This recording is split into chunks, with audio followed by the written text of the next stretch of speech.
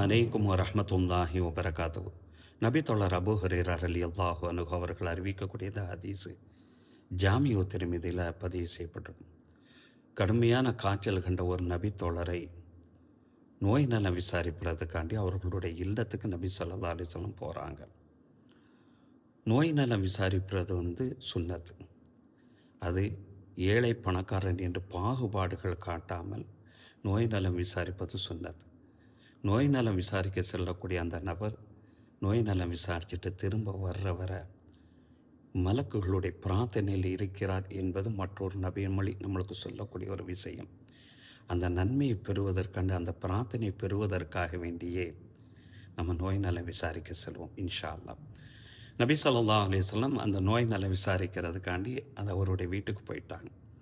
அவர் தன்னுடைய காய்ச்சலினுடைய கடுமைத்தன்மையை நபி ஸல்லல்லாஹு அலைஹி வஸல்லம் அவர்கள்ட்ட சொல்லக்கூடிய நேரத்தில் நபி ஸல்லல்லாஹு அலைஹி வஸல்லம் சொன்னாங்க, அபுஷீர், நீ சுபசோனம் பெறுவீராக, நற்செய்தி பெறுவீராக.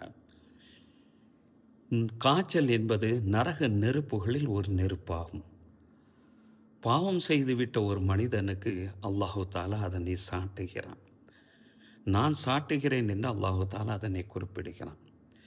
எனவே நரகத்தினுடைய ஒரு துண்டாக அது இருந்துவிட்டு போகட்டும் என்று அல்லாஹு தாலா சொன்னதாக நபி ஸல்லல்லாஹு அலைஹி வஸல்லம் அவர்கள் அந்த இடத்துல சொல்கிறாங்க. ஏன் இந்த இடத்துல அதை நபி ஸல்லல்லாஹு அலைஹி வஸல்லம் சொல்கிறாங்க சொன்னால், ஒரு மனுஷன் சந்தோஷமாக ஆரோக்கியமாக எல்லா விதமான வசதி வாய்ப்புகள் இருக்கக்கூடிய அந்த நேரத்தில் பெரும்பகுதி இறைவனை நினைப்பது கிடையாது. எப்பொழுதெல்லாம் கஷ்டம், துன்பங்கள், துயரங்கள், இயலாமைகளை ஒரு மனுஷன் உணர்கிறானோ அப்பொழுது தான் வேதனையில் இறைவா என்று ஒரு வார்த்தையை விழிக்க ஆரம்பிக்கிறான். அவ்வாறு அல்லாஹ்வை அழைக்க வேண்டும் என்பதற்காக வேண்டியே அல்லாஹு தாலா காய்ச்சல் போன்ற நோய்களை தருகிறான்.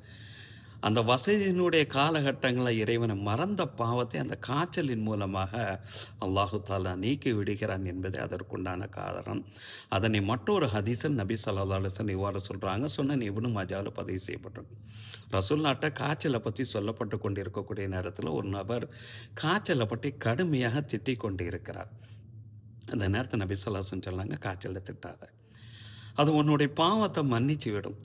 எவ்வாறு ஒரு இரும்பினுடைய துருவுக்களை இரும்பினுடைய நெருப்பு நீக்கி விடுகிறது, அழுக்குகள் நீக்கி விடுகிறது, அதுபோல் ஒரு மனுஷனுடைய பாவத்தை அந்த காய்ச்சல் நீக்கி விடுகிறது என்றார்கள் நபி ஸல்லல்லாஹு அலைஹி வஸல்லம். அதே நோயினால் விசாரிக்கக்கூடிய நேரத்தில் அஸ்அலுல்லாஹல் அலீம ரப்பல் அர்ஷல் அலீம் ஐ யஷ்ஃபியக என்று 7 தடவை யார் அந்த நேரத்தில் பிரார்த்தனை செய்கிறாரோ மௌத்தை தவிர மற்ற எல்லா நோய்களையும் அல்லாஹ் தஆலா நீக்கி விடுகிறான் என்றார்கள் நபி ஸல்லல்லாஹு அலைஹி வஸல்லம் அவர்கள்.